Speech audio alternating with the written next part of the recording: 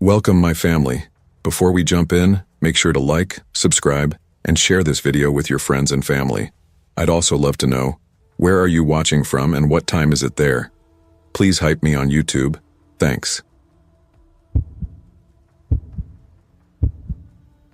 I always thought I understood what fear was, but that night taught me I'd only ever brushed its edges. It wasn't the kind of fear that rushes in during a car accident or a sudden shout in the dark. It was slower, quieter, like smoke seeping under a locked door, filling the room before you even realize you're choking on it. My name is Rachel Hayes, and when this happened, I was living in Tucson, Arizona. The desert nights had that strange duality, chilly enough to sting your skin, but dry enough to leave your throat raw. I worked 2 jobs just to keep afloat: a graveyard security shift at a warehouse on the city's outskirts, and a waitress gig at a 24-hour diner downtown. Both drained me to the bone, but at least exhaustion kept my mind too busy to linger on the loneliness I dragged home with me every morning. That night started like countless others. I clocked out of the diner a little after 1:30 a.m., the neon lights humming and flickering against the empty streets as I walked out with my co-worker Lisa. She was 22, always tired, always talking about moving somewhere better but never having a plan. I'd promised her a ride home, and we stopped by a taco stand on the way. We didn't say much, just the kind of sleepy chatter people default to when they're too tired to be real. She got out near her apartment, and I remember thinking how quiet it was. So quiet the sound of her closing the passenger door seemed to echo. By 1:50 a.m., I was pulling toward my own driveway when the fuel light blinked on. I muttered, "Damn it, not tonight," under my breath. I couldn't risk stalling the next morning, so I turned toward the nearest station, a small, half-forgotten one that sat just a block away. Its neon sign buzzed and glowed a sickly green, the light fractured in places where insects had died against the glass. The lot was empty. No cars, no people, not even the stray drifters you'd expect at that hour. Just harsh white floodlights overhead, casting long shadows across cracked concrete. Something about it unsettled me. It was the silence. It didn't feel like the usual empty stillness of 2 a.m. It felt expectant, like the world itself was holding its breath. I pulled up to the pump, shut off the car, and stepped out. The crunch of gravel under my shoes sounded deafening in the quiet. That was when I caught it, a flicker of movement just beyond the edge of the station's glow. My eyes darted left, and I saw a figure, tall, lean, slipping along the side of the building. Too careful, too deliberate, the way someone moves when they don't want to be noticed. I froze. My breath misted faintly in the air, though the desert night wasn't that cold. Maybe it's a homeless guy, I told myself, or someone cutting through to get somewhere. That explanation should have comforted me. It didn't. Something about the way he moved made my skin tighten. I forced myself toward the convenience store. The fluorescent lights inside were dim and flickering, like they couldn't decide if they wanted to die out completely. The cashier, a kid who looked barely 18, didn't bother looking up from his phone. I grabbed an energy drink just for something to do with my hands. $3.50, he mumbled. His voice sounded small, even under the buzzing lights. I paid, shoved the can into my jacket pocket, and headed back out. I glanced over my shoulder before pushing the door open. The figure was gone. The air outside felt heavier, charged with something I couldn't explain.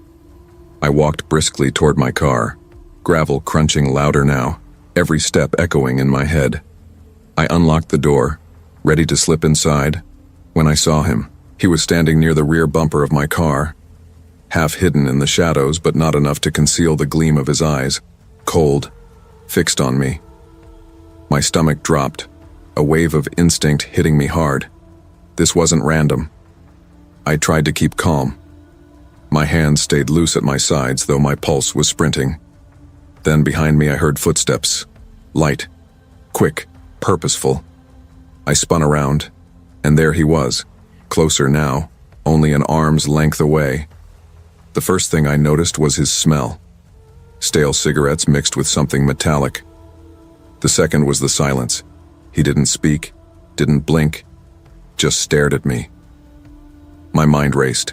My body screamed to run, but my legs locked in place. Finally, he leaned in, voice rasping like gravel dragged across metal. "Got some change?" It was almost laughable, a request so mundane, delivered with such menace. My relief was fleeting. If money was all he wanted, I could hand it over and walk away. I slipped a hand into my pocket, fingers brushing the bills inside. Then, a brutal yank on my hair. My head snapped backward, pain tearing across my scalp. I gasped as he pressed something against my throat, cold, sharp, a knife. "Don't scream, don't make a sound or I'll open you right here," he whispered. I swallowed hard, forcing myself to breathe. The blade didn't move, its edge biting lightly against my skin. "Good," he said after a moment, his breath hot and sour against my ear. "Now we're going to New Mexico. You drive. You don't talk. You don't try anything. Or your car's gonna be your coffin." My chest felt like it was collapsing. He shoved me toward the driver's seat, the knife never leaving my neck. My hand shook as I fumbled with the keys. The engine roared to life, its sound deafening in the silence. "GPS," he snapped. "Use it." I pulled out my phone, my fingers trembling so hard I almost dropped it. "Where in New Mexico?" I asked, trying to sound steady. He laughed. It wasn't a normal laugh, it was jagged, broken, like he was choking on it. "You'll know when we're there." I started driving. Every mile was torture, the knife hovering close, his gaze boring into me. Streetlights streaked past like pale ghosts, the road stretching endlessly ahead. My throat was dry, my chest tight.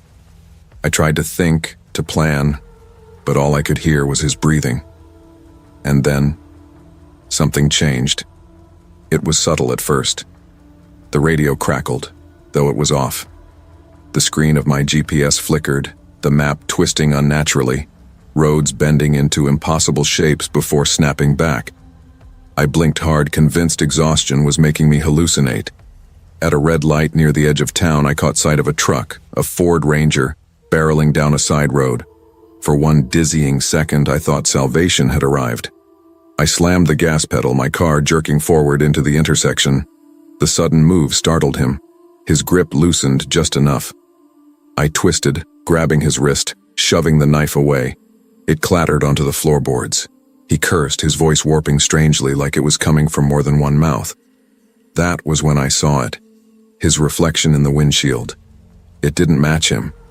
His real body was slumped against the passenger door, scowling, but in the glass his reflection grinned. Wide. Too wide. My stomach dropped.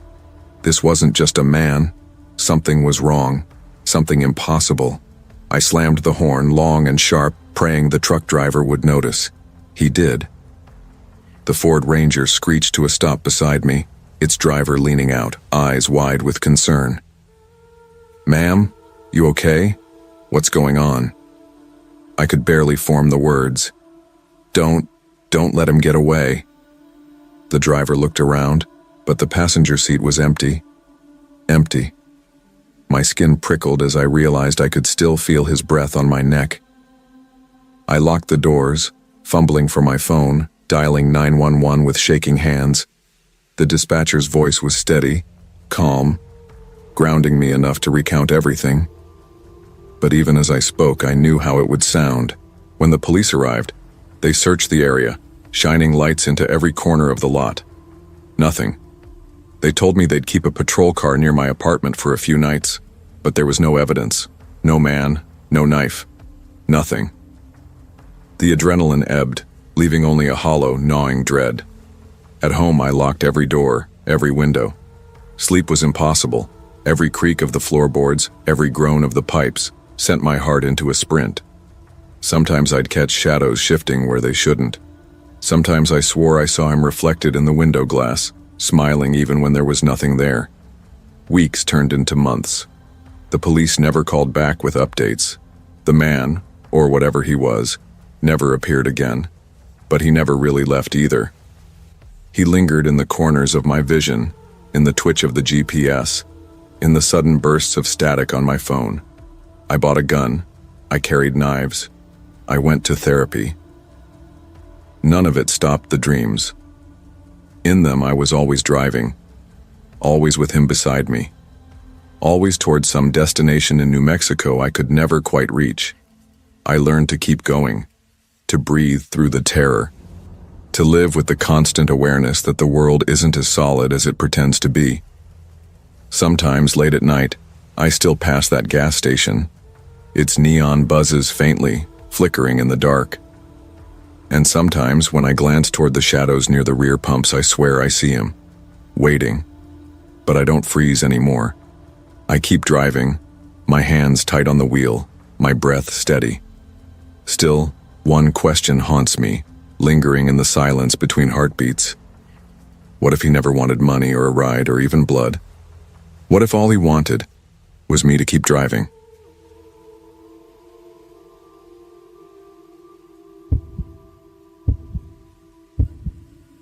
If you'd asked me at 21 where I'd be at 29, I would have never pictured myself shivering in the fluorescent glow of a midnight gas station, clutching a steering wheel like it was the only thing tethering me to reality. Back then, I thought I was meant for something brighter. Maybe music, maybe books, maybe someone who loved me enough to pull me into the orbit of a better life. But life doesn't care about what you sketch for yourself. Somewhere between unpaid bills, half-finished dreams, and relationships that left scars I pretended weren't there, I ended up floating. My name is Rachel Monroe. I live in White Plains, New York, in a one-bedroom apartment where the walls are so thin I know more about my neighbor's failing marriage than I ever wanted to. I work remote IT support, which means my days are a blur of irritated voices on the other end of a headset, the faint smell of burnt coffee in my kitchen, and evenings where I watch reruns I've memorized just so I don't feel the silence. My parents still call every week, asking when I'm going to meet someone, settle down, have something to show for all the years I've been alive. And truthfully, I've been trying. Searching. Mostly online, which is how I ended up in Pittsburgh that weekend. For months, I'd been talking to a guy named Ethan. He had that easy confidence in his messages, the kind of playful arrogance that on screen feels like charm. His pictures were warm and disarming, dimples when he smiled, the kind of smile that made me forget how lonely I was. We swapped playlists, traded bad jokes, talked about the futures we still pretended to believe in. Meeting him felt like the start of something real. Except it wasn't. Dinner was a train wreck. Every silence was heavy. Every joke I tried to make landed flat. He kept glancing at his phone, his smile widening for someone else on the other end of the notifications. By dessert, I knew. He knew. We shook hands in the parking lot like we'd just closed a deal neither of us wanted. He said, "Take care of yourself," with that practiced kindness people use when they're already somewhere else. I got in my car, my beat-up Toyota Corolla, the only constant in my life, and turned the radio up until the speakers crackled. Tried to laugh it off, but my chest felt tight. The Pennsylvania Turnpike stretched out long and empty. I drove with that restless energy that only comes after disappointment, headlights carving tunnels into the dark. Somewhere past 1 in the morning, the fuel light blinked on. I cursed under my breath. I hadn't planned for that. The next sign read, "Exit 219, fuel, food." I veered off. I figured I'd grab gas, maybe a coffee, and keep moving. That decision changed everything. The Sunoco sat alone, the lot wide and wet from recent rain. Its lights buzzed against the dark like insects trapped in glass. A semi idled by the diesel pumps, its low growl vibrating in my chest as I pulled up to the far pump. Inside, through the glass doors smeared with fingerprints, I saw the clerk hunched over his phone, his face blue from the glow. I swiped my card, started the pump, and told myself this was just another pit stop. And then I saw her. At the edge of the lot, where the light dissolved into shadow, a girl stood barefoot, stumbling like each step was a fight. Her clothes were torn, hair matted, her arms hanging loose like she'd been dragged. Her face. I thought at first she was drunk, maybe a runaway, but then her eyes lifted, caught mine, wide, terrified, begging without words. She ran straight for me. Her breath broke in ragged gasps as she reached me, voice cracking. "They're coming back! Please, please, you have to help me!" I froze. My whole body tensed, a scream pressed against my ribs, but something about the way her eyes locked on mine pinned me in place. She couldn't have been more than 20, maybe 21. Her arms were scraped raw, dark bruises blooming across her ribs where her hand clutched like each breath was fire. Without thinking, I unlocked the passenger door. She dove inside, curling up against the seat like a hunted animal. "Drive," she whispered. "Don't stop here. They'll find me." My first instinct was my phone. I pulled it out, thumb hovering over 911. The moment she saw, she lunged, grabbing my wrist with a strength that shocked me. "No, not yet. Please, just go. Just drive." Her grip was ice. My stomach knotted. Every rational part of me screamed, "Call the police. Call someone. Don't do this." But her eyes, wet and pleading, broke through reason. I started the engine. As I pulled toward the highway ramp, headlights flared in the rear view. A black SUV rolled into the lot, slowing near the pumps. 3 men climbed out. Even from where I sat, I could see the way they moved. Sharp, searching, deliberate. One of them carried a baseball bat, tapping it against his palm like he was already imagining where it would land. The girl ducked low, voice a whisper trembling with terror. "That's them." My throat went dry. If I merged onto the highway, they'd see us. If I stayed, we were trapped. My hands shook against the wheel. I parked on the far side of the store, shoved the door open and ran inside. The clerk looked up, startled, his mouth hanging open. "You need to call the cops," I hissed. "There's a girl outside. She's hurt." He blinked, then reached for the phone, his fingers clumsy, fumbling. Through the glass, I saw the men talking to the trucker. One of them gestured toward the lot. My pulse thundered in my ears. Then the girl bolted. She flew out of my car, her bare feet slapping against wet pavement as she sprinted for the tree line. The men shouted, gave chase, vanishing into the dark woods behind the station. I spun back to the clerk. He was still fumbling. "Hurry!" I shouted, but my own voice sounded foreign in my throat. I ran outside into the night. The woods swallowed everything. The wet leaves, the branches, even the sound of my breath. It all folded into silence. My flashlight app stuttered against blackness, catching glimpses of her pale figure between trees, the shadowed shapes of men chasing. Then, nothing. Just my ragged breath, the mud under my shoes, the silence of a place that felt endless. By the time I stumbled back to the lot, red and blue lights cut across the dark. Police cars lined the pumps, officers spilling into the trees with flashlights, dogs barking. I babbled about the girl, the SUV, the men. They listened, spread out, combed the woods. But they found nothing. No girl, no SUV, not even tire tracks. When they took my statement, their voices carried that practiced patience reserved for unstable witnesses. "So you're saying she was barefoot, bleeding, and 3 men were chasing her?" "Yes, I saw them. I swear." Their eyes flicked at each other. One patted my shoulder. "We'll keep looking." But their voices said, "We don't believe you." Days turned to weeks. I couldn't let it go. I drove that stretch of the turnpike, pulled off at exit 219, sat in the lot with coffee growing cold in my hands, staring at the tree line. The clerk recognized me. "You're still thinking about that night?" I nodded. "You saw her, right? You called the cops." He frowned. "I called, but they showed me the tape." My stomach tightened. "What tape?" "The security footage.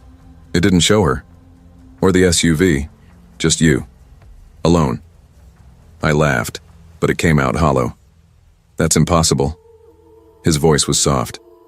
"You were talking to nobody, running into the woods alone." The words struck me harder than I expected. I shook my head, but the doubt dug in deep.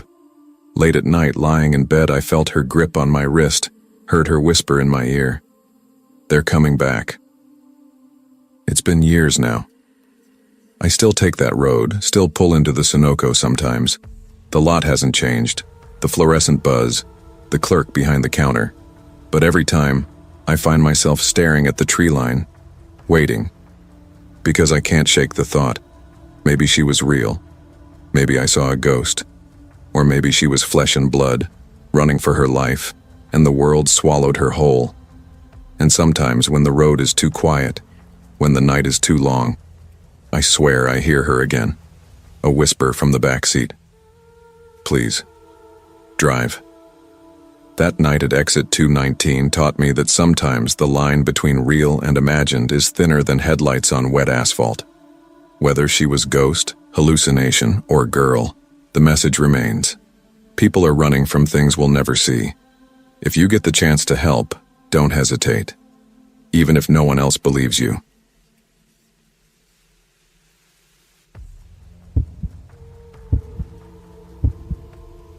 Some memories don't stay where they belong. They follow you, cling to your ribs like barbed wire, and no matter how many years pass, you feel the sting when you breathe. That night in the desert has lived with me longer than most of my happy memories, longer than birthdays, holidays, anniversaries. It presses against the edges of every quiet evening, a reminder that sometimes the road takes more than it gives. My name is Elaine Carter, and what happened on July 23, 1995, has become the fracture line that runs through everything I thought I understood about life, death, and the shadows in between. Back then, I was 34, a wife, a mother, someone who believed in maps and rules and the safety of the daylight. My husband, Nick, was the opposite. Restless, stubborn, full of a salesman's charm that could talk us into anything, even when we should have known better. And then there was Tommy, our 6-year-old, the brightest thing in my life. Small and fragile, with eyes that hadn't yet learned what real fear looked like. We were supposed to be on a family road trip that summer, the kind of adventure that binds people together in photographs and stories you tell years later. But stories don't always go the way you plan. Some of them rot instead of blossom. That Sunday we had been driving for hours, cutting through New Mexico, the sun glaring down like it wanted to peel us open.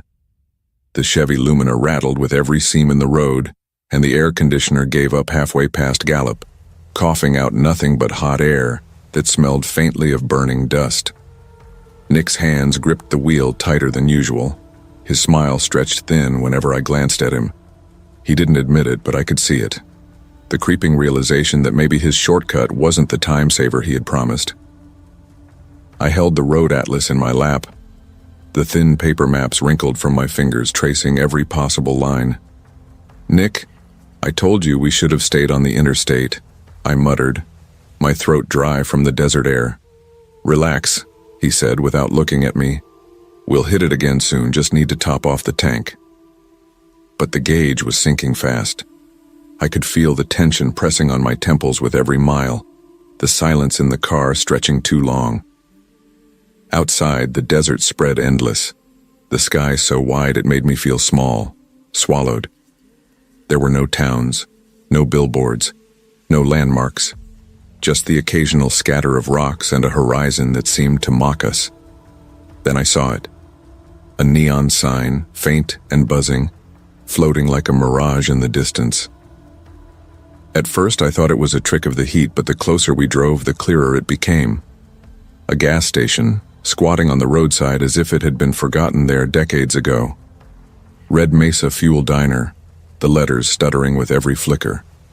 Nick exhaled in relief, but I felt the opposite. Something in my chest tightened. The place looked deserted, half alive at best. One pump. The windows of the attached diner were dark, maybe boarded, maybe just unlit. A lone pickup truck sat at the far end of the lot, its windows reflecting nothing but the humming neon.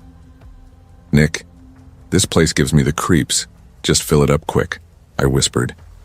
He grinned like he always did when I sounded worried, trying to brush me off. 5 minutes tops, in and out.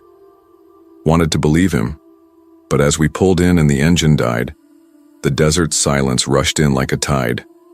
The only sounds were the tick-tick-tick of the Lumina cooling and the buzz of the sign. Tommy slept in the back, his head pressed against the glass, oblivious to everything. I cracked my window, the night air hot and dry, tasting of dust and something faintly metallic. "Nick, hurry, please." He didn't answer, just slid out of the driver's seat. I watched him grab the pump, the old mechanical dial ticking with every slow pull. Each click echoed too loudly, as if the emptiness around us wanted to repeat it. That's when I heard it. Shuffling. Heavy, deliberate. Not the skitter of an animal, not the scratch of desert wind. This was weight, footsteps pressing into gravel just beyond the edge of the lot. I snapped my head toward the sound, my heart skipping, but there was nothing. Just the shadow of the station and the stretching dark. "Nick, there's something," I started, but then he appeared. A man stepped out from the bushes. Thin, wiry, hood pulled over his head, his face mostly hidden. He moved fast, too fast, and in the yellow glow of the flickering light I saw the shotgun in his hands. I screamed before I could stop myself. Nick froze, hands in the air, the pump handle clattering to the ground. "Wallet, keys, now," the man barked. His voice was ragged, desperate, almost eager. "Please, my kid's in the car. Take whatever you want, just don't," Nick stammered, his voice breaking. And then another voice cut through the night. "Drop it!" I jerked my head toward the diner, and from the shadows a sheriff's figure emerged, gun drawn, moving with authority. His voice carried command. "Wait. Put that weapon down right now." For a second, no one moved. The hooded man's hands twitched on the shotgun. My chest burned, waiting for the sound of gunfire. But then, he lowered it. Not with fear. Not with surrender. With a strange, casual ease, like a man losing interest in a game. And then he turned. Walked back into the desert. Vanished into the darkness without looking back. The sheriff kept his weapon raised until the figure was gone, then lowered it slowly. He turned to us, his face unreadable. "You folks all right?" I scrambled out of the car, Tommy clutched in my arms now, his small body trembling with confusion and fear. I looked at Nick, who was pale, shaking, his eyes wide. "Who was that?" Nick demanded. The sheriff's gaze flicked toward the desert. "Someone who's been causing trouble out here. You shouldn't be traveling these back roads this late. Fill up and get back on the interstate. Don't stop." Nick frowned. "But who is he? Why's he out here?" "Doesn't matter," the sheriff said firmly. "Just go." There was something in his eyes, not relief, not victory, something closer to guilt. He urged us back into the car, his tone final. We finished fueling in silence. When Nick pulled us out of the lot, I looked back one last time. The sheriff stood frozen, gun still raised, watching the desert as if he expected something to return. We drove for miles without speaking. The night pressed down, heavy and endless. The radio stayed off. Tommy cried himself back to sleep. My thoughts spun in circles, snagging on the same question until I finally whispered it. "Nick, what if that sheriff wasn't real?" He shot me a look, his jaw tightening. "What are you talking about? Of course he was real. What if we imagined him? What if he wasn't—" "Elaine, stop. He was there. I saw him." But my words planted themselves like a seed in the dark. Because yes, the sheriff had looked real. His badge caught the light. His boots crunched gravel. But there was something about him that felt wrong. Off. Too sudden. Too convenient. An hour later, we pulled into a bright, crowded truck stop along the interstate. Fluorescent lights, diesel engines, voices of tired men drinking coffee inside. Safe, ordinary. Nick asked about Red Mesa Fuel, but no one seemed to know it. One trucker squinted at us and finally said, "That place, burned down in the 70s, ain't been there for decades." The world tilted in that moment. The buzzing neon, the shotgun, the sheriff's steady voice, it all clashed with what we were being told. My hand found Nick's under the table inside the diner, and I gripped it so hard it hurt. We never went back. And yet, I can't shake the memory. Sometimes, In the quiet hours when the house is asleep, I hear the click of the gas pump, slow and steady. Sometimes I swear I see a flicker of neon in the corner of my vision, and my breath stutters, waiting for a figure to step out from the dark. Was the sheriff real? Was the man with the shotgun? Was any of it? I don't know. But I do know this. Some roads don't just take you somewhere. They keep a piece of you. And maybe, just maybe, they wait for you to come back.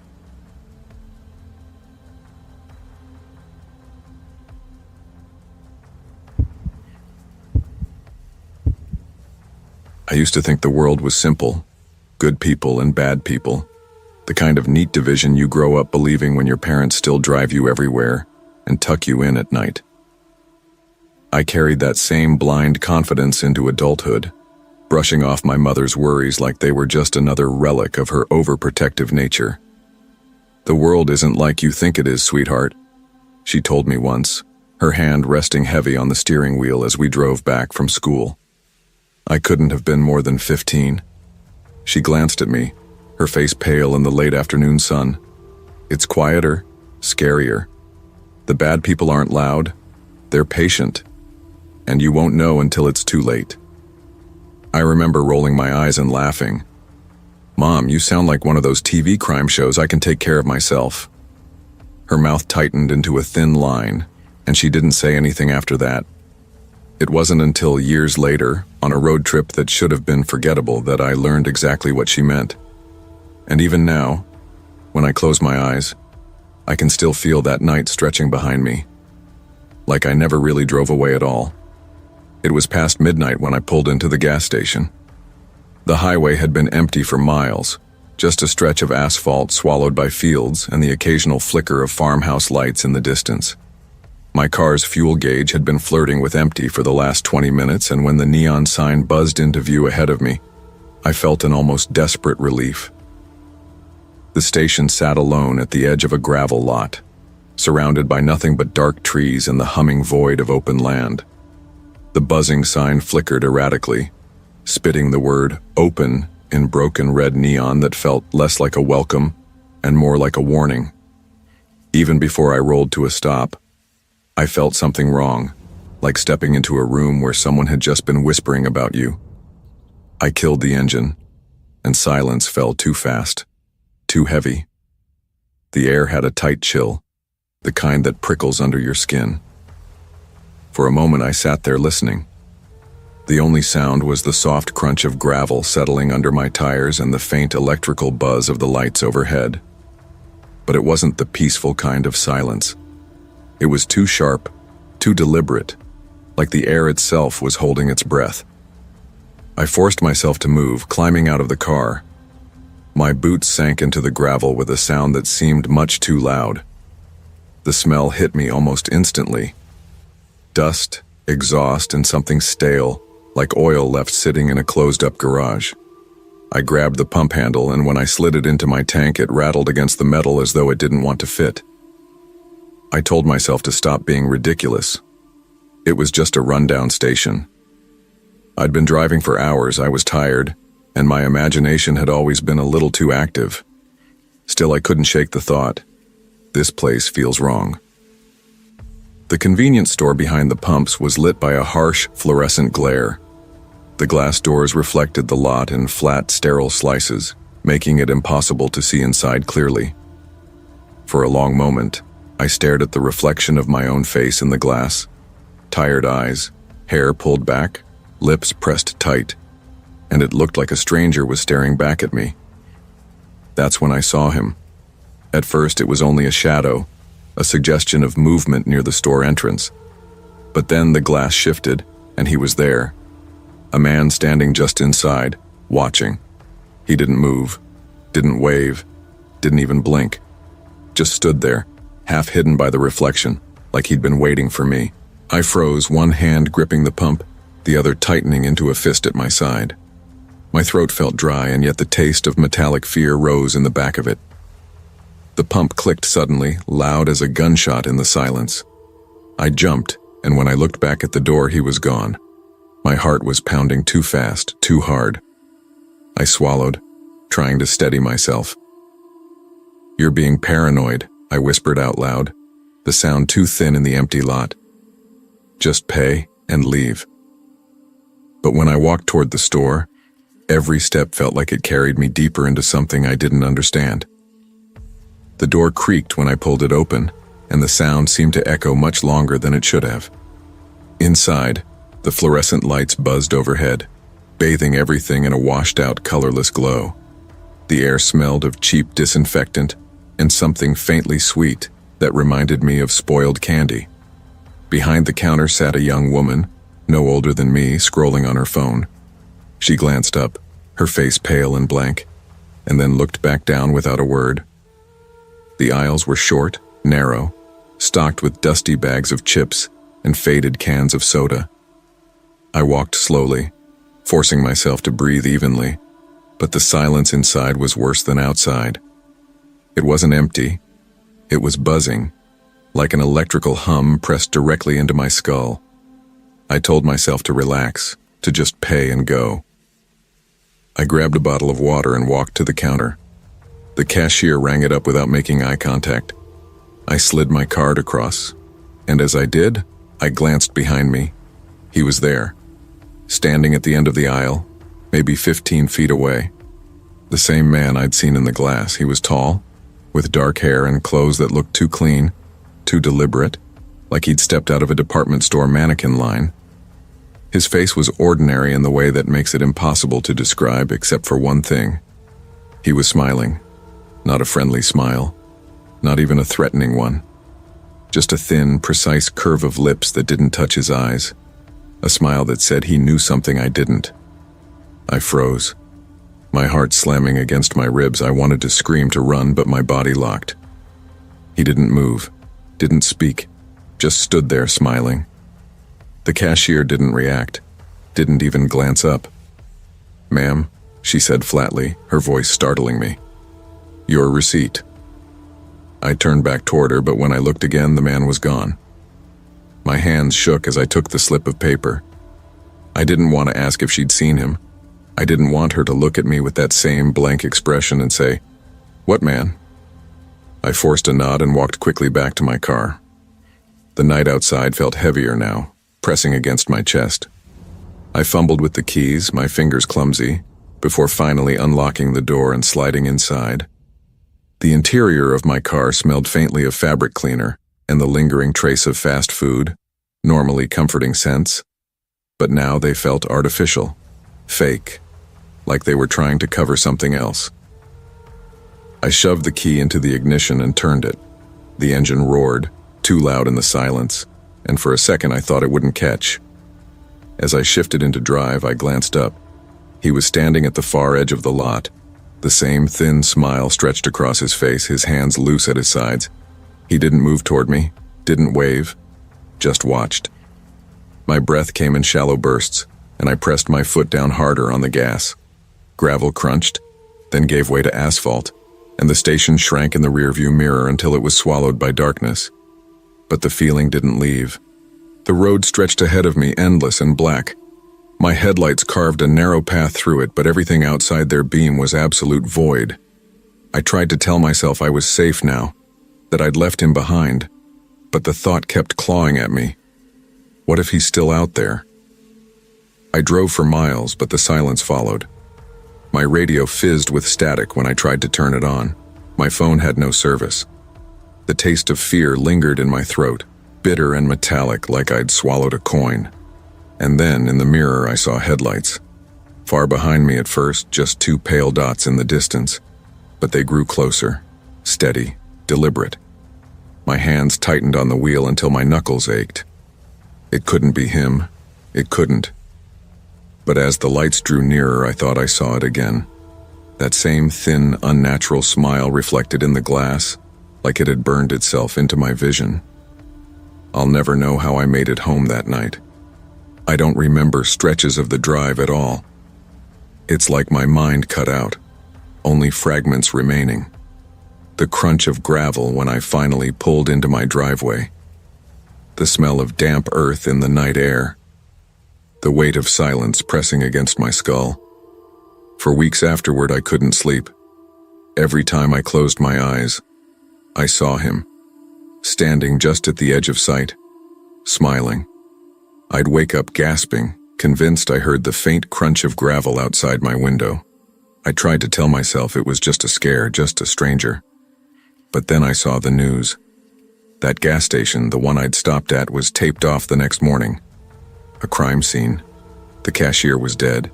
No suspects, no witnesses. Only a description, vague and unfinished, of a man seen loitering nearby. A man with a smile.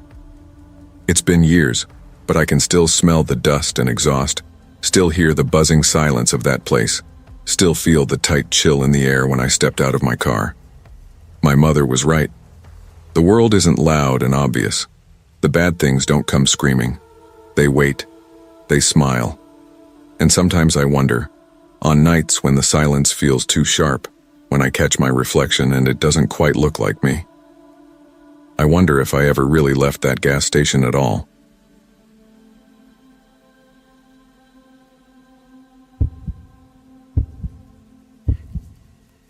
By the time I turned 22, I already suspected that silence could be dangerous. Not because of anything dramatic in my past, but because I'd learned how silence could change shape depending on how long you sat inside it. At first it felt like peace. Restful, safe, a pause from the noise of the world. But if you waited too long, if you sat in silence until your body realized no one was coming and nothing was moving, that peace curdled.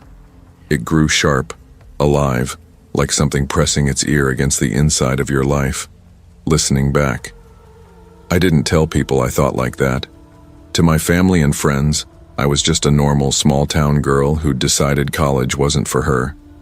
My parents pretended not to be disappointed, though I saw it flicker behind their smiles. They wanted me to aim higher than stocking shelves or sweeping floors, but northern Minnesota didn't hand out steady jobs unless you had a trade. I didn't.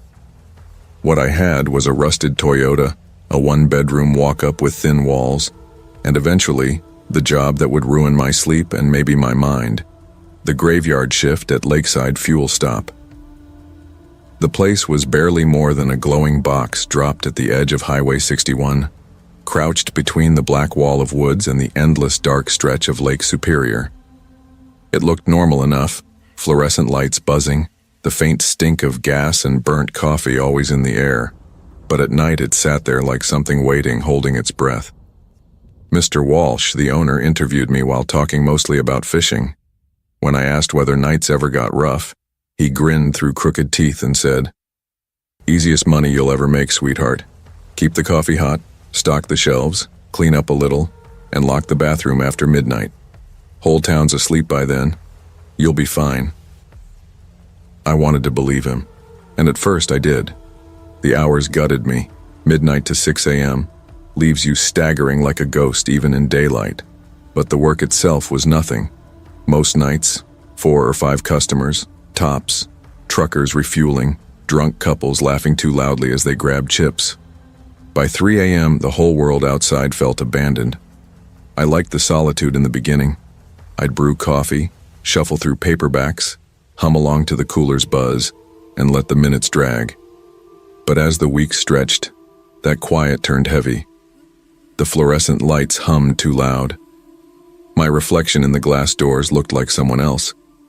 Silence itself began to feel like a person standing very close, breathing with me. The first time I heard it, I thought I was losing it. A whistle. Not a song, not cheerful. Just a faint, steady tune drifting in through the glass doors around 2:30 in the morning. The pumps were empty, the lot deserted, highway black. The sound carried a few seconds longer, then stopped as if whoever was making it had noticed me listening.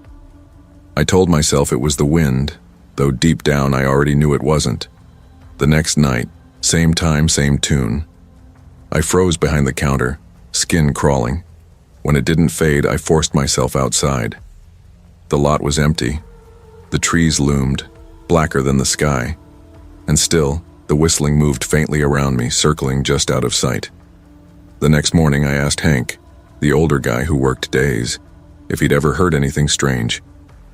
He froze mid-sip of his coffee, set the mug down slow, and kept his eyes fixed on the counter. "You heard it too, huh?" "The whistling?" He nodded once. His jaw worked like he wanted to say more but wouldn't. "Don't pay it no mind, and don't go looking for it either." That was all, but ignoring it wasn't possible. By then I was sleeping badly, exhaustion scraping at the edges of me. I'd close my eyes during the day only to jolt awake at faint sounds, imagined footsteps, a breath in the corner of the room. My thoughts grew sticky. I'd misplace things, reread the same line of a book 5 times without absorbing it. And sometimes, in the edge of my vision, I'd see movement that wasn't there. I started dreading 2:30 a.m., counting down to it. Sure enough, the sound always came.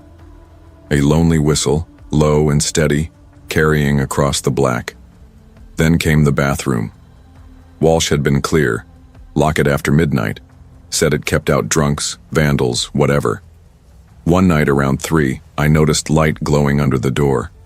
My stomach dropped. The key was hanging behind the counter where it always was. And then I heard it, water running. I unlocked the door. The sink dripped. The mirror was fogged, as though someone had stood breathing against it. Across the glass, smeared with wet streaks, were crooked shapes that at first looked random, until I blinked and saw they weren't. They looked like letters. From my name. L-Y-A. The first 3 letters of Lila. I slammed the door so hard the frame shook. When I told Walsh the next day, he laughed. "Pipes are noisy. Place is old. You've been listening to Hank's ghost stories." I didn't bother telling my parents. I knew how that would go. But I did tell my friend Rachel when we met for coffee. She laughed, just like Walsh. "Girl, you've been reading too many of those murder paperbacks you're obsessed with. It's just your brain playing tricks on you. I mean, Graveyard Shift? You're basically begging for hallucinations." She wasn't wrong. By then I was unraveling from lack of sleep. But hearing her brush it off still stung, made me feel smaller, like maybe none of it mattered because no one else believed me. The whistling grew bolder after that. Louder, clearer, not outside anymore but pressing against the walls, slipping under the doors. By the second week, I didn't just hear it. I felt it in my chest, a vibration that left me nauseous. My hands trembled constantly. Sometimes when I closed my eyes, I saw the bathroom mirror fogged with breath, letters twisting into words I didn't understand. And then came the figure. I was restocking chips near the window when I saw movement at pump 3. A tall figure, shoulders hunched, hands stuffed into pockets, head tilted toward me. I blinked, and it vanished. That night I didn't even try to sleep. Every sound in my apartment became suspect. The fridge hum, the neighbor's footsteps, the distant cry of gulls over the lake. My mind bent them all into that whistle. When I finally broke down and asked Hank again, he sighed and rubbed his temples like a man who'd carried a secret too long. "Kid," he said, voice low. "You ever hear about Michael Anders? Worked this shift back in '98. Young, like you. They found him in that bathroom one morning, locked from the inside. Dead." I swallowed. "How?" Hank's eyes shifted, unfocused. "Wasn't no clean story. Coroner called it heart failure, but his face... Kid, they said his mouth was stretched like he was screaming when he died. No one heard him. Not till morning." The name stuck to me. Michael. The whistling wasn't random anymore. It belonged to someone. From then on, every time I heard it, it felt like he was circling closer, trying to reach me. The bathroom fog spelled different things now.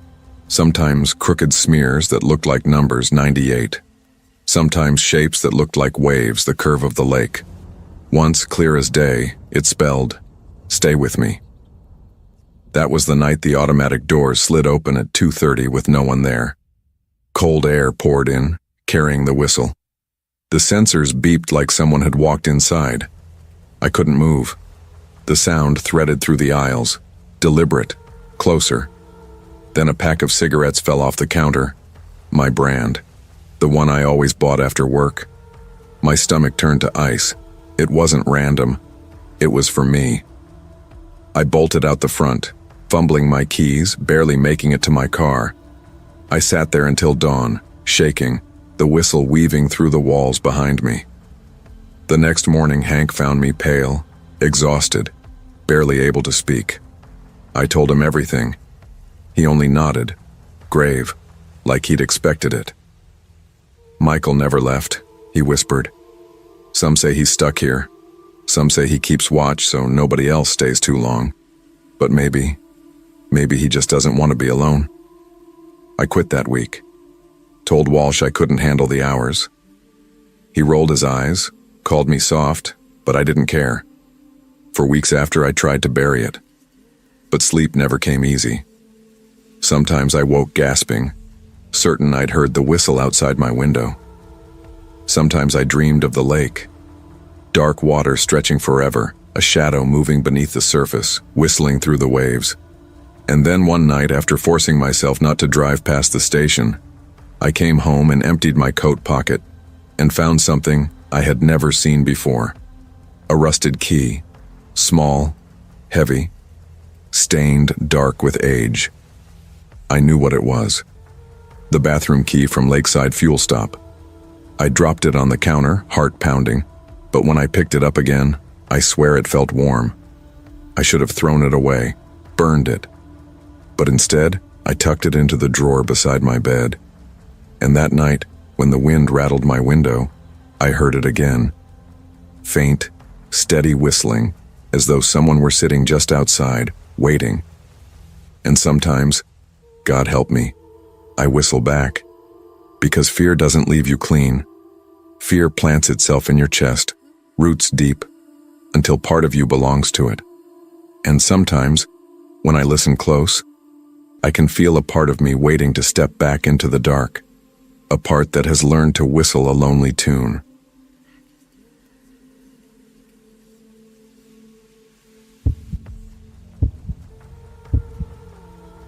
I never thought I'd end up working nights at a gas station. Maybe that sounds small, almost boring, but there's something about a choice like that. Something about how it creeps up on you. Life doesn't usually collapse all at once.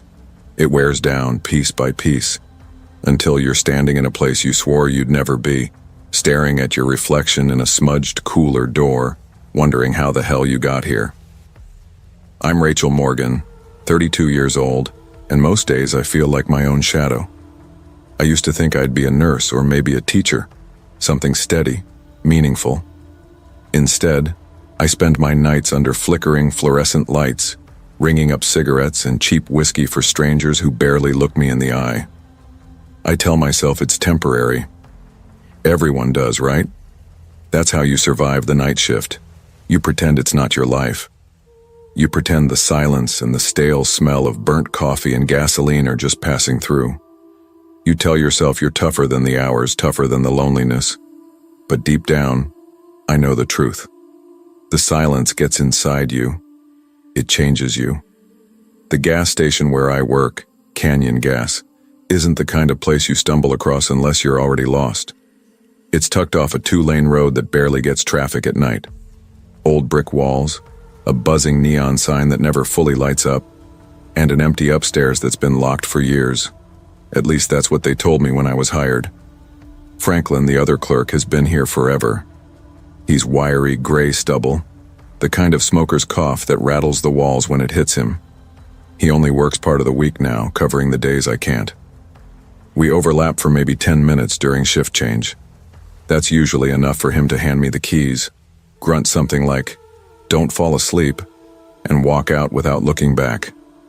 He doesn't waste words. The first week was quiet.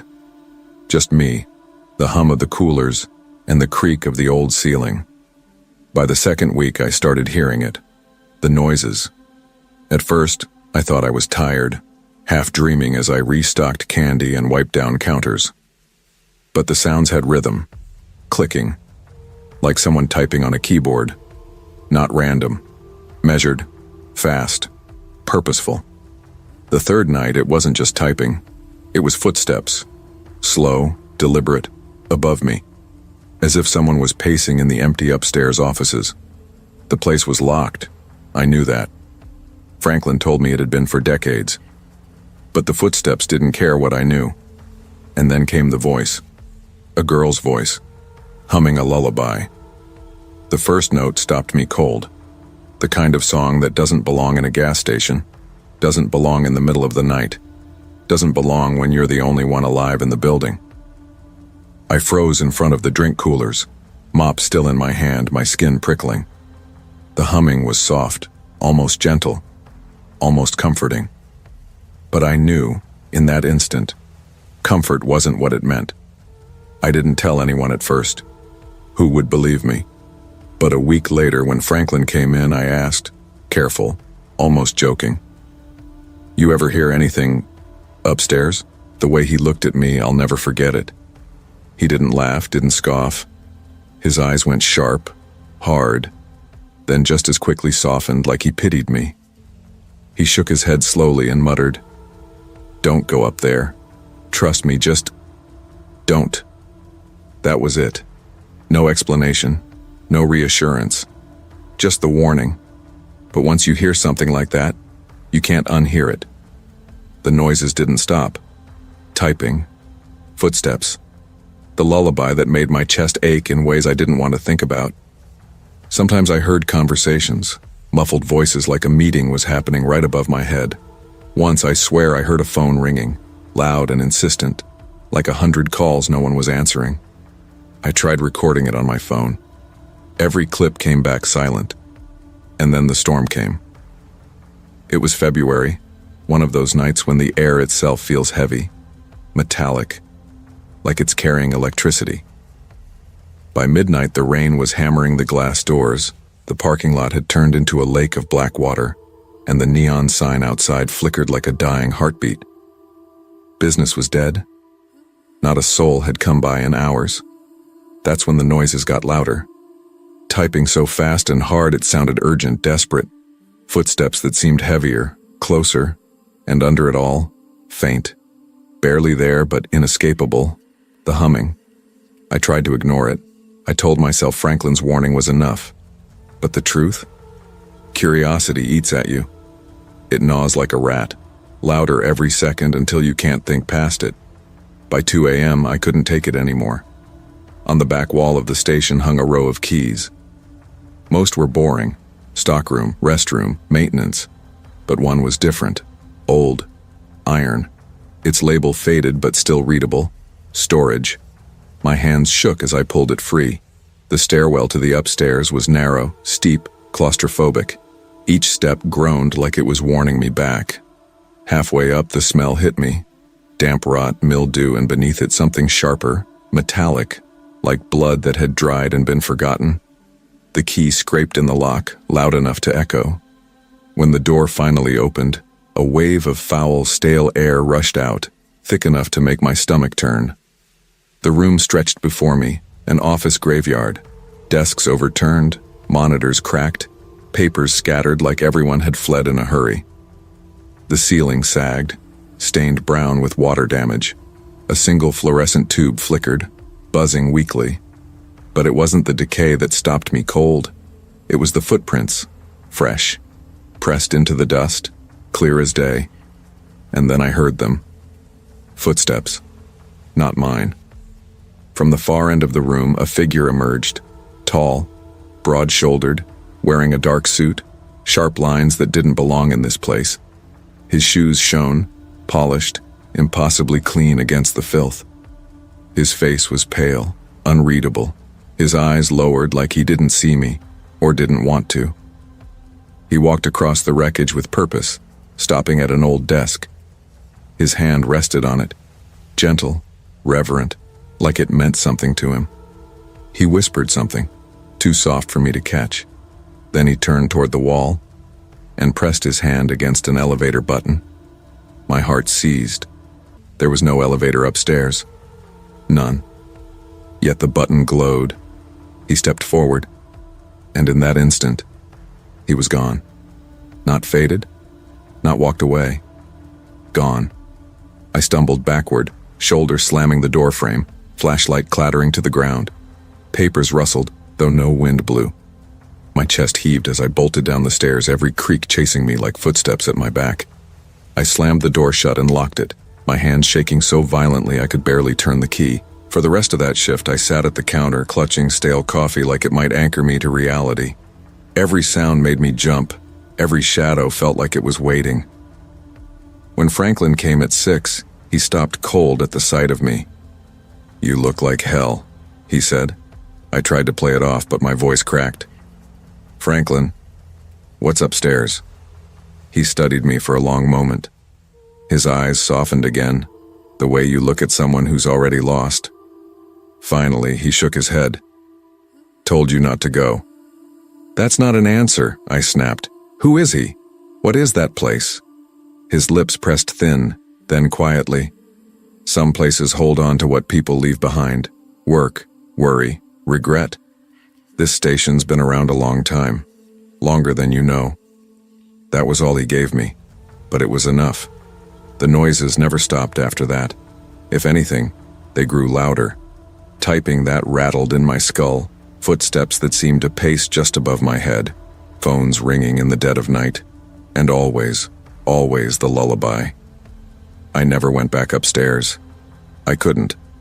But sometimes I wonder if I left it too late, because even now, years later, when storms roll in and the wind rattles my windows, I swear I hear it, the typing, the footsteps, and the humming, soft and familiar, the kind of sound you'd use to soothe a child. And I don't know anymore if it's coming from a place I worked, or from a place inside me that never really left. Some places remember. Some people too. The question is, when everything you've buried starts humming through the walls, how do you know if it's the building that's haunted, or if it's you?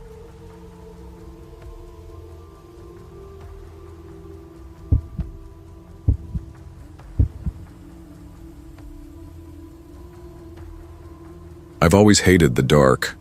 Not in the childish way people mean it, where you imagine monsters in the closet or shapes in the corner of your room, but in the deeper sense, when it's too quiet, too empty, and your brain begins filling in what your eyes can't see. That kind of darkness has always pressed against me like a weight, whispering things I never wanted to hear. I used to think I'd grow out of it, but if anything, the older I've gotten, the more I've realized the dark doesn't go away. It just waits. Back in March of 2013, I found myself swallowed up by it again. At the time, I had a warehouse job outside of Denver, shifts so long they twisted my body into something unrecognizable. The kind of work that leaves you bone sore and wired at the same time, like your nerves haven't decided if they're dead or overfiring. That Thursday, I clocked out just past 11, already aching for my bed, already imagining the stretch of silence in my small rented house in Buena Vista, a town that looked beautiful under the sun, but transformed into something else entirely once the mountains ate the daylight. The roads at night felt like tunnels. The moon only gave enough light to remind you of what you couldn't see. My plan was simple: drive the familiar winding trail of Highway 285, push through the exhaustion, and not think about the silence pressing against the car windows. But I hadn't planned for one thing. My fuel light had been glaring for 10 miles, a steady orange eye reminding me how careless I'd been. And at 2 in the morning, when the temperature drops so fast it feels like someone pulled the ground out from under you, the last place you want to be is stranded on a mountain road. That's when I spotted it, a faint neon glow breaking through the dark like a fragile promise. Relief hit me hard enough to sting my eyes. I pulled in fast, tires crunching on ice, and found myself at a place that looked like it hadn't been touched since the 1980s. Silver Creek Gas Mart. The name was barely legible on the weathered sign. The canopy lights above the pumps flickered with a lazy buzz, just bright enough to throw weak halos onto the icy lot. Around it, the forest pressed in close, 3 sides of black so thick it looked like the trees were leaning forward to listen. The whole place felt like the last scrap of civilization before the wilderness took back what it was owed. That was when I noticed the car. A beat-up sedan sat at the far end of the lot, its windows fogged from the inside. The headlights from my car swept across it, and the reflection of glass gave a strange glint back at me. I couldn't tell if anyone was inside. I didn't want to look too long. Something about it pulled at me. Like the longer I stared, the more likely it was that something would stare back. I shoved the nozzle into my tank, pretending I didn't feel exposed under the buzzing light, pretending I didn't want to keep glancing over my shoulder. The cold bit through my jacket and made my teeth ache. Inside, the store wasn't much better. The air smelled like dust baked into the tile. Fluorescent lights hummed overhead, their glow turning everything into a pale, washed-out version of itself. A cashier, young, slouched, headphones looped around his neck, barely moved when I came in. "Coffee?" I asked, my voice sounding too loud against the silence. He gestured without looking, a lazy tilt of his hand toward a counter in the back. The silence outside was worse. I poured myself a cup, but my hand trembled slightly. No cars on the highway, no movement in the lot, only the faint hiss of wind pressing against the building, and underneath it, if I let my ears wander, the strange certainty that something was breathing just beyond the glass. I told myself I was being stupid. Get gas, get coffee, keep driving. Still, I asked, "Hey, restroom around here?" The kid finally glanced up, eyes tired, face barely interested. He reached under the counter and tossed something across, a heavy wooden block with a rusty key dangling from it. "Out there." He jerked his chin toward the side of the building. It should have been nothing, but when I stepped back into the freezing night with that key, I felt something shift, like I was walking into a space where I didn't belong. The side door was old, warped, paint peeling in strips that curled like dead skin. The hinges groaned as I slid the key in, and the forest behind the building seemed to grow darker with every second I lingered. The sedan at the far end of the lot was still there, windows shining faintly from the reflection of my car's lights. I felt eyes. That's the only way I can describe it. Eyes from the forest, eyes from the sedan, eyes from somewhere I couldn't name. The door gave with a reluctant creak and the smell hit me first. Bleach, yes, but beneath it something sour. Mildew, damp, stagnant water. The restroom was small, the kind of space that swallows sound. 2 sinks, a crooked paper towel dispenser, a row of stalls with doors that didn't quite fit their frames. A single bulb swung overhead on a frayed wire, throwing uneven shadows that slid across the walls every time it flickered. And at the far end, under the last stall door, I saw them. Boots. Muddy, scuffed, work boots, toes pointed perfectly straight, unmoving. At first I tried to rationalize it. Maybe a drifter, someone hiding from the cold. This wasn't unusual in towns like this. My voice sounded weak when I called out, "Hey, you all right in there?" Silence. The bulb flickered. I took a cautious step closer, the sound of my boots on tile far too loud. "Sir, do you need help?" Nothing. Only the faint drip of water from the sink. I was already turning to leave when it happened. The left boot shifted, just slightly, heel scraping softly against the tile before going still again. The air changed in my lungs. That single movement was worse than if he'd lunged at me, worse than if he'd spoken, because it meant he wasn't asleep. He was listening. My pulse slammed in my ears. Something about the silence that followed felt wrong. Not human wrong. I backed up, fingers slipping against the cold metal of the door handle. The key block was heavy, slick in my sweaty hand, and then the stall door creaked open, slow, teasing. Through the narrow crack I saw a face, pale, hooded, eyes dark and unblinking. No confusion, no fatigue, just awareness. Cold, deliberate. I didn't decide to move. My body simply did. The lock turned, the door opened, and I bolted into the freezing night. My heart hammered hard enough to rattle my ribs. The lot looked emptier than before, if emptiness could feel heavier. The sedan sat at the edge, windows still fogged. I didn't look inside. I didn't dare. I nearly slipped on ice, still clutching that block of wood like proof in my hand. Inside the store, I slammed it on the counter. My words tumbled over each other, broken and frantic. "Restroom!" There's someone in your restroom." The cashier blinked, pulling his headphones down. "What?" "The stall. The last stall. There's a guy in there. He was watching me." The kid frowned, confusion flickering. "Nah. Restroom's been locked for weeks. Plumbing's busted." The words didn't compute. I stared at him, shaking my head. "You gave me the key." He frowned harder, reached under the counter, and pulled out a nearly identical block of wood with a key dangling from it. "This is the only restroom key we have. Been here since I started tonight." The bottom dropped out of my stomach. I turned toward the door, but my body felt heavy, slow.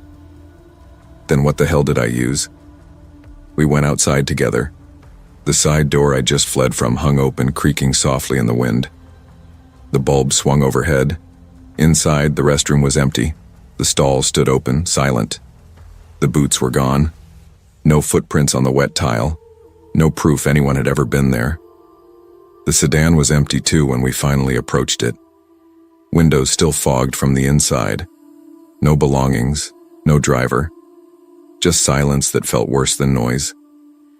I left that night, but the weight of it never left me. And what haunts me most isn't the boots. It isn't the face. It's the key. That block of wood, real and heavy in my hand. I can still feel its weight in my palm sometimes, as if it followed me. If the gas station didn't own it, where did it come from? And why did it fit perfectly into a door that shouldn't have been used in weeks? Every time I pass Silver Creek, the side door still hangs there, weathered, crooked. I half expect to see those boots again, waiting. And I know this much. Not every danger announces itself. Some dangers wait, patient, silent, until you're close enough to see their eyes.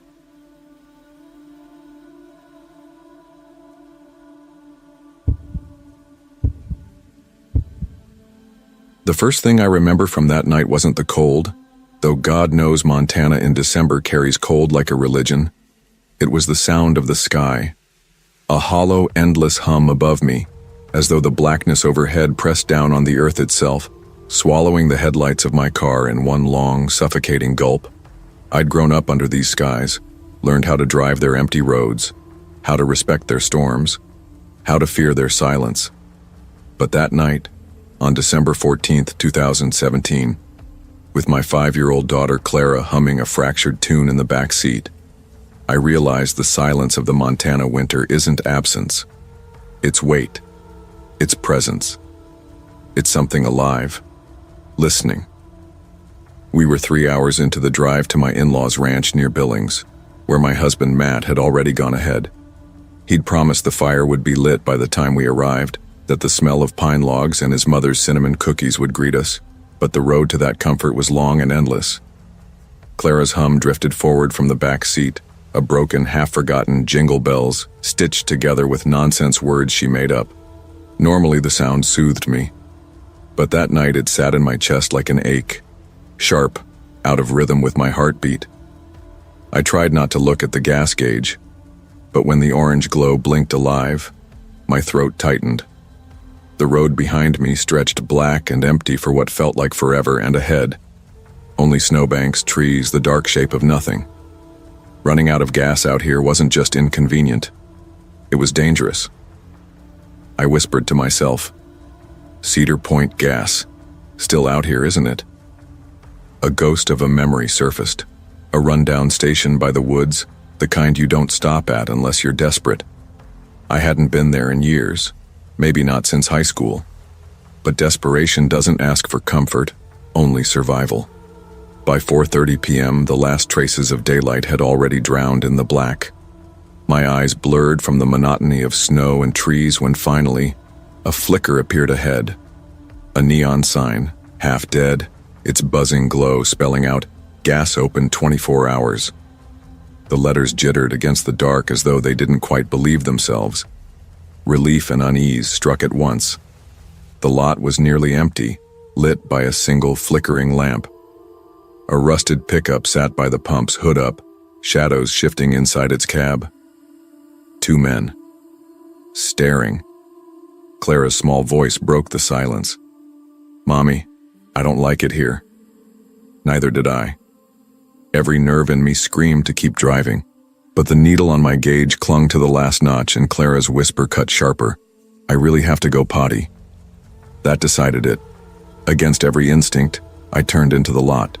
The air bit my face the second I stepped out, so sharp it felt like it pierced straight through my gloves. The crunch of my boots was the only sound until I dared glance sideways. The men in the truck hadn't moved. Their faces, dimly lit by the station's buzzing sign, followed every step I took. I slid my card into the pump. Error. Tried again. Error. My stomach sank. I'd have to go inside. The glass door creaked, hinges protesting. Inside, the station reeked of burnt coffee, motor oil, and something metallic, coppery that made my throat sting. Fluorescent lights flickered overhead, throwing shadows that bent unnaturally in the corners. Behind the counter sat a young man with greasy hair, hunched over his phone. He didn't even look up. Clara tightened her grip on my hand. "Can we be fast, Mommy?" I nodded, though my chest felt like it was collapsing in. "Pump 3. It's not taking my card," I said, voice thin. The clerk grunted, eyes still on his phone. "Try again. If it don't work, pay cash." Clara tugged my sleeve. "Mommy, bathroom?" The clerk jerked his thumb toward the back hallway, still not glancing up. A heavy wooden key dangled on a hook. I grabbed it, muttering thanks he didn't hear. The hallway was dim, walls covered in peeling paint that curled like dried skin. Clara's boots squeaked on the tile as we walked. The bathroom door stuck, lock catching only after a fight. The smell inside was harsh bleach masking mildew, the kind of clean that doesn't actually clean. The stall latch was broken. I whispered, "Just stay close to me." Clara nodded, clutching my coat. As she washed her hands, the sound came. Footsteps. Slow. Heavy. Right outside the door. Clara froze. "Mommy, someone's waiting." I pressed my ear to the wood. The steps stopped. Silence. Then, retreating. I pulled Clara out quickly, her eyes wide. Back in the store, the men from the truck were inside now, standing in the snack aisle. Not speaking, not browsing, just shifting, watching. The clerk still scrolled, oblivious. My stomach knotted so tight it hurt. At the counter, I slid my card forward. "Pump 3, fill up." Finally, the clerk looked up. Blank eyes. He swiped lazily, dropped the card in front of me. From the aisle, one of the men muttered, "Long way from town. Roads get dangerous out here." His voice wasn't small talk. It was statement, warning, or promise. I forced a smile I didn't feel, tugging Clara's hand. Outside, my heart sank. The truck had moved. Now it sat directly behind my car. "Quick, get in the car," I whispered. My voice shook. Clara scrambled inside. I slid in, hands trembling, key turning. For one fleeting second, I thought maybe it would end there. But then, the crunch of boots. One man approached, something metallic glinting in his hand. He tapped it against my window. Hollow. Threat. Clara screamed. I slammed the gas. Tires screeched, swerving around their truck, clipping its bumper. Clara cried out as we jolted back onto the highway. My mirror flared, headlights alive, chasing. "Mommy, they're chasing us," Clara sobbed. I pressed harder, knuckles white on the wheel. "It's okay, baby. Just hold on. We'll be fine." My voice was a lie. Inside, panic roared. The black road stretched endless. Every time I sped up, so did they. Their lights grew, shrank, grew again. A predator's game. My chest heaved. Should I call the police? Would they even come? Then, another pair of headlights. A truck coming fast, my father-in-law's old pickup. Relief surged. I flashed my brights. The truck behind us slowed, then veered off into the woods. Gone. I pulled over, trembling so hard I thought I'd break. My father-in-law rushed to my door. "What happened? Are you okay? Where's Clara?" She's here. She's okay, I choked. 2 men. Gas station. They blocked us in. His face darkened. He pulled us into his cab. Later at the ranch, Matt pale on the porch, we told the story. My father-in-law went to his office, pulled up security footage from the driveway. My stomach dropped. 2 nights earlier, the same rusted truck had circled the property. Twice. He called the sheriff. The deputy's voice was dismissive. Probably nothing. Maybe some drifters. We'll make a note of it. Drifters don't block women and children at gas stations. My father-in-law snapped. But the line was dead. That night, Clara wouldn't let me go. Every creak of the house jolted me awake. Every gust of wind became headlights in my mind. Days passed, but dread stayed. Even surrounded by family, the feeling was clear. This wasn't random. On a grocery run days later, I passed Cedar Point Gas in daylight. Empty, the truck gone. The clerk slumped behind his counter, but the sight made bile rise in my throat. I couldn't stop. When we left a week later, Matt drove. I sat clutching Clara's hand, scanning every car. Not until we reached Billings did I breathe. Years later, the fear still lingers. Every time I stop for gas on a lonely road, it's there. Clara, older now, sometimes whispers, "Mommy, are those bad men coming back?" I tell her no. Always no. But sometimes, when the wind hums against the glass like a voice, when a shadow crosses the corner of my headlights where no one should be, my heart knows better. Because what if it wasn't just men? What if the silence of Montana winter was never silence at all?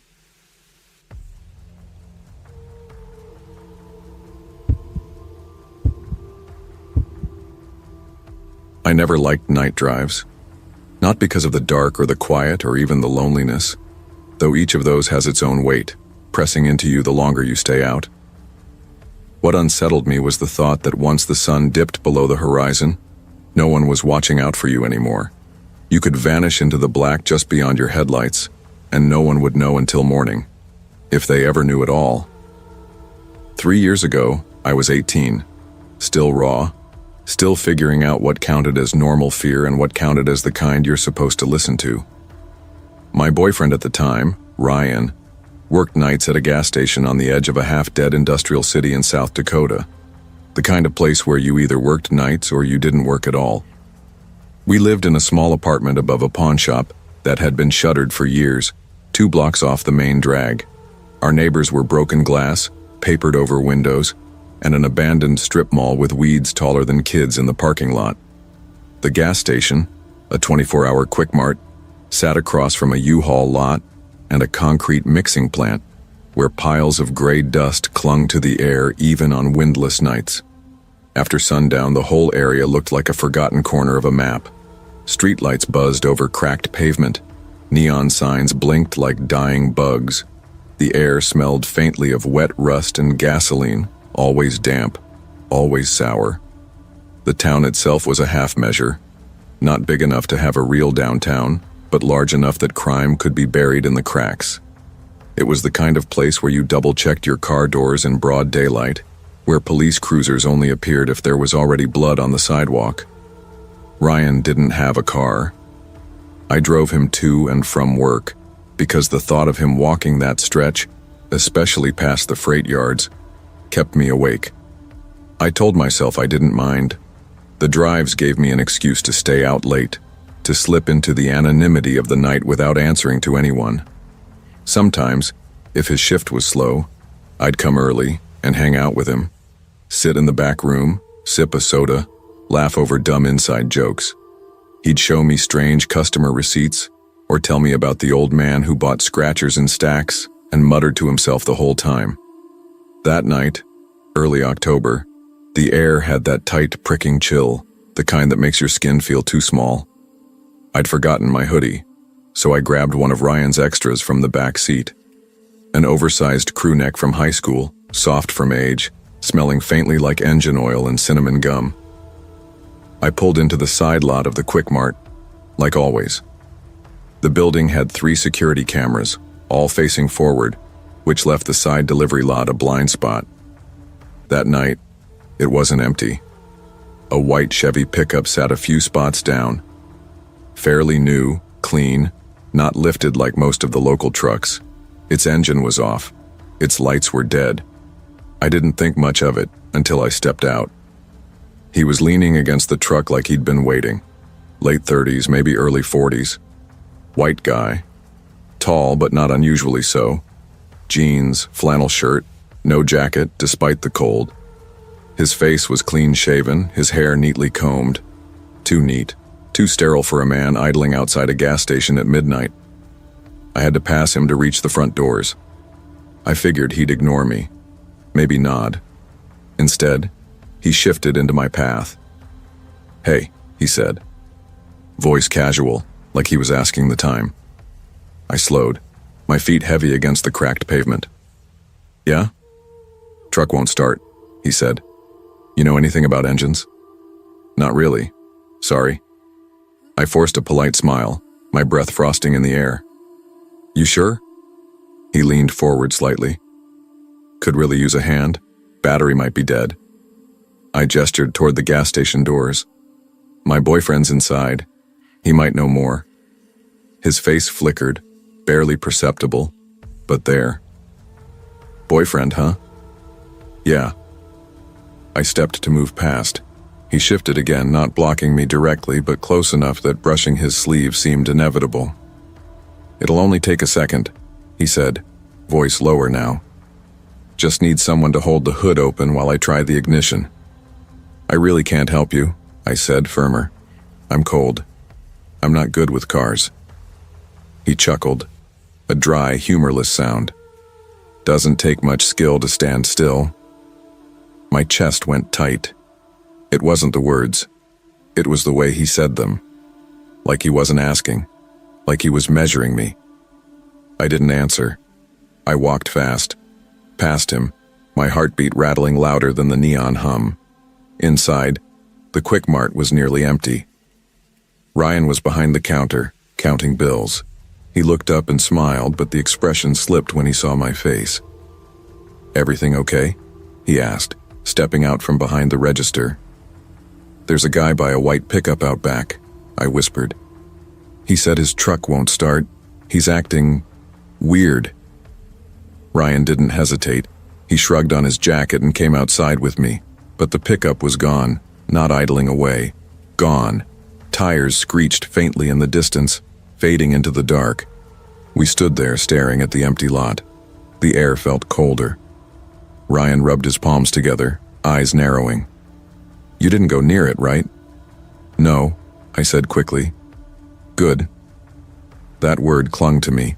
Not smart, not thanks for being careful. Just good, like he already knew something I didn't. I was about to press him when Ryan bent down, frowning.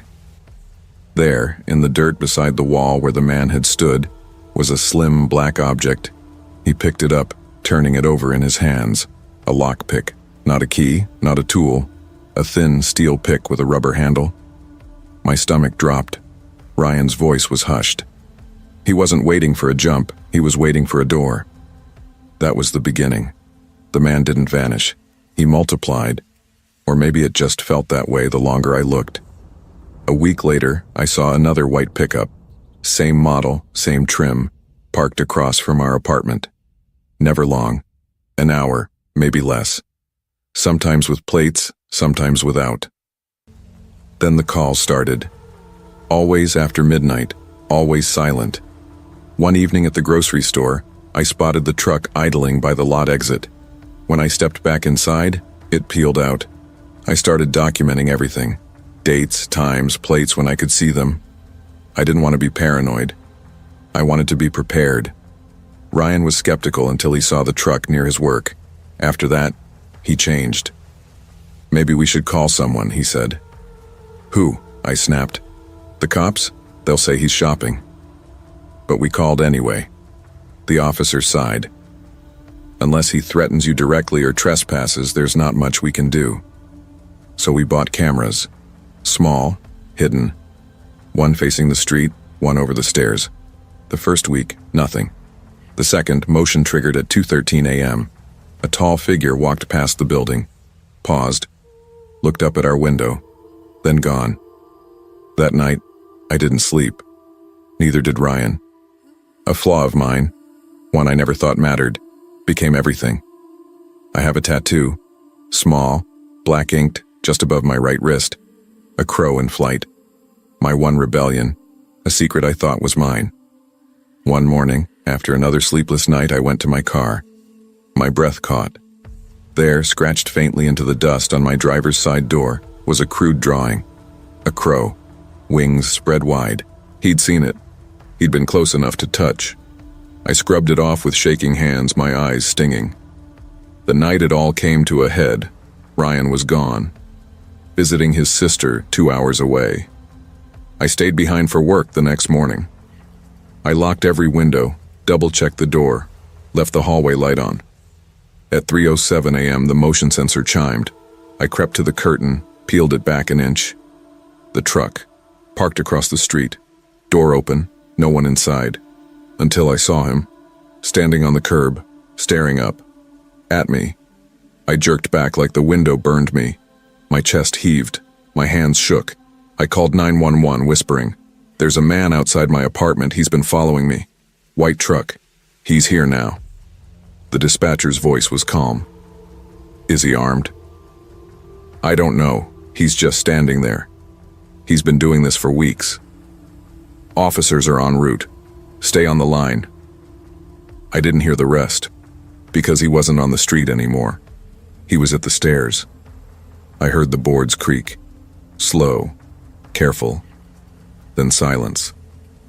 Until the knock, not on the door, on the window. The curtain shifted. A shadow slid across. "I know you're in there," he said, voice low, almost conversational. "I'm not gonna hurt you. Just want to talk." My heart stopped. "You're making this harder than it needs to be." Then, the rattle of the doorknob, not rushed, measured, metal clinking softly, testing, and then the scrape. A tool, in the lock. I lunged for the deadbolt, forcing it tighter, hands slick with sweat, my chest pressed to the wood, every nerve screaming. The lock wobbled, clicked, almost gave. I grabbed the baseball bat from under the couch, clutching it so tight my knuckles split. 2 minutes, the dispatcher had said, but 2 minutes stretched into a lifetime. The knob turned again, harder. The lock slid, then the sirens. Blue light flooded the room. Boots pounded the stairs. The scraping stopped. By the time police reached the door, he was gone. The truck was stolen, plates, fake. Inside, nothing, no prints. The cops nodded, promised patrols, and left. Ryan moved back immediately. Slept by the front door for 3 weeks, bat in hand. But the man never returned. We moved a month later. Left that apartment, that town, all of it behind. But trauma doesn't leave. Even now, on empty roads at night, I think about that white pickup. About his eyes, not angry or pleading, just calculating. Weeks later, in a new city, I turned on the news. A woman 2 counties over. Same age as me. Same kind of town. Same truck. She hadn't been as lucky. Her apartment window had been forced open. Her body was found 2 days later. The description matched. Late 30s, white, flannel shirt, clean-shaven, too neat. And I realized something cold. It was never about me. He was looking for someone. And for a while he thought that someone was me. But he moved on. And now, every time I see headlights in the dark, I wonder, how close is he to finding his next girl? And will she realize in time that the knock at her window isn't just a knock?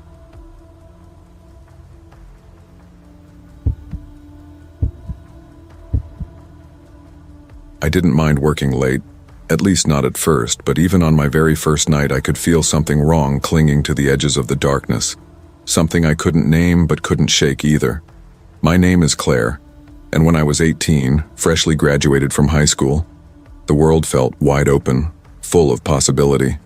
I had my own car, my first real job, and for the first time in my life, the taste of independence was mine. It wasn't glamorous, just a closing shift at a local home goods store outside of Lexington, Kentucky. But the job gave me money that was mine, evenings that were mine, and long stretches of dark roads where I thought I could breathe without anyone watching. I told myself I liked the night shifts. Customers dwindled to nothing after 8, leaving only the quiet hum of fluorescent lights and the occasional soft music playing over the speakers. There was something intoxicating about locking up the store at midnight, slipping into the driver's seat, and watching the world shrink in the rearview mirror as I sped down empty highways. There's a stillness at that hour you can't find during the day. Parking lots become abandoned stages, roads stretch like veins through a silent body, and the sky above feels endless, like it's swallowing sound itself. I convinced myself I belonged to that stillness, that maybe the dark and I had an understanding, but my mom didn't see it that way. On my very first shift, before I pulled out of our driveway, she leaned in through the window, her voice carrying that strange authority I couldn't quite rebel against. "Don't let your tank run low. If you need gas, fill up before work. Never after. Never at night." Her eyes caught mine, sharp and insistent. She wasn't joking. She meant it. I remember rolling my eyes, forcing a laugh. "Mom, I'll be fine. This isn't New York City." She didn't smile back. "Claire, you're small. People notice that. You look younger than you are. Don't make yourself an easy target." I shrugged her off, but her words lingered in the corners of my mind, repeating like a warning bell I didn't want to admit I heard. For the first couple weeks, I listened. I fueled up in the afternoons, always careful, always aware of the glow of the gaslight. But habits dull. Routines take over. Independence makes you careless. And one night, the world reminded me just how easily it could swallow me whole. It was 12:16 a.m. on a Thursday when the gas light came on, soft and orange against the dashboard. My stomach sank. I cursed under my breath, glancing at the needle that had slipped dangerously low. I was still miles from home. I took the next exit, scanning for any sign of light in the dark sprawl of backroads. That's when I saw it. Scott's Fuel Depot. Not a chain, not a place I'd ever been, but it glowed in the distance like a beacon. The lot was nearly empty. One car sat by the air pump, its engine off, its windows too dark to see inside. Fluorescent lights cast their sterile glow across the cracked pavement, pooling shadows in the corners. I pulled up to pump number 2, swiped my card, and started fueling. $10. Enough to get home. Enough to promise myself I'd do better tomorrow. The air smelled sharp, metallic, with a faint trace of cigarette smoke clinging to the damp night. I crossed my arms against the chill and waited. That's when I felt it. The distinct sensation of eyes on me. I turned quickly, my heartbeat sharp in my ears. But the lot was still. The car by the air pump hadn't moved. Inside the station, a tall, lanky clerk with a messy beard leaned behind the counter, his face lit blue by a small TV. He didn't even glance at me. Paranoia, I told myself. Late-night nerves. Nothing more. The pump clicked off. I grabbed the receipt, screwed the cap back on, and reached for my door handle. That's when the intercom crackled alive. "Ma'am, there was an issue with your payment. Can you come inside?" The voice was distorted, metallic. It made me freeze. I looked toward the store. The clerk was standing now, staring at me through the glass. One hand lifted slightly, a beckon. I frowned, raising my receipt. "I have it right here. Payment went through." The intercom hissed again. "Printed wrong. Need to run it again inside." His voice was too fast, too flat. Not a hint of apology, not even irritation, just urgency. And then I saw his eyes, wide, staring. And beneath that, something sharper. Fear. I hesitated, pulled my phone out, opened my banking app. The charge was there. $10. Clear. "I'm good," I called. "I'm not coming in." His mouth moved again, but the intercom stayed silent. Then suddenly, he slammed his hand against the glass. hard. He grabbed a piece of paper and a Sharpie, scrawling in frantic slashes. He pressed it flat against the glass. Backseat, don't open door. For a moment, my mind refused to process it. Then I turned. Slowly. The rear passenger door of my car was cracked open. I ran. I sprinted across the lot, breath tearing from my chest, and shoved myself inside the station. The clerk locked the door behind me, grabbing my arm and pulling me down behind the counter. In his other hand, he held a handgun, low but steady.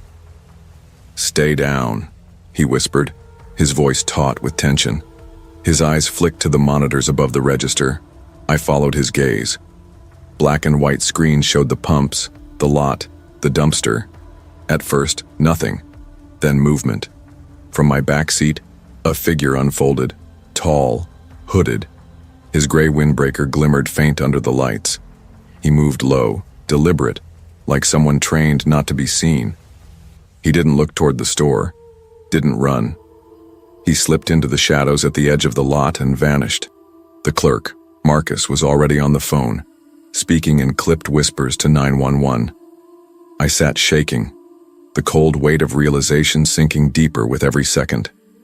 I would have driven off. I would have sealed myself inside the car with him. That night should have ended with relief, with gratitude, with police sirens and safety. But it didn't. The police came, searched the lot, the woods, the highway shoulder. They found nothing. No prints, no trace. The man had evaporated into the night. But something lingered. It started with the smell. That damp fabric and sweat clung to my car no matter how much I cleaned it. Then came the noises, soft clicks in the night, doors creaking open just slightly wider than I remembered leaving them. I told myself it was my imagination, trauma, nerves. But when I woke some mornings, the air in my bedroom carried that same faint cologne. Marcus told me quietly a week later, his voice low like he was afraid the shadows might overhear. "I saw him before you pulled in, by the dumpster. He wasn't watching the store, he was watching for you." I couldn't shake the thought that maybe he hadn't been after money, or my car, or even me, not in any human way. That maybe he was just waiting. Weeks blurred together. Sleep slipped through my fingers. I started checking every door, every lock, every shadow. I checked my backseat every single time, even in daylight. I started to hear things I couldn't explain. Sometimes when the house was quiet, the static of the intercom would creep into my ears, faint and hollow. "Ma'am, there was an issue with your payment." Sometimes I woke to the distinct feeling of breath on my neck, even when I was alone. And sometimes just before falling asleep, I thought I saw him, not the man, but something darker, something shapeless, reflected faintly in the glass of my window. Watching, waiting. The scariest part isn't that he wanted to hurt me. The scariest part is that I still don't know if he was even real. Maybe there was a man that night, one who wanted to trap me, one who vanished before the police could catch him. Or maybe there was something else, something that slid out of my back seat and attached itself to me, something that feeds on fear. Even now, years later, I still check my back seat before getting in the car. I never get gas at night. I never let my tank run low. But sometimes when the night is too still and the air smells faintly of damp fabric, I hear the intercom crackle alive inside my head. "Ma'am, there was an issue with your payment." And I wonder, what if the darkness didn't just want a ride? What if it wanted me to drive it home?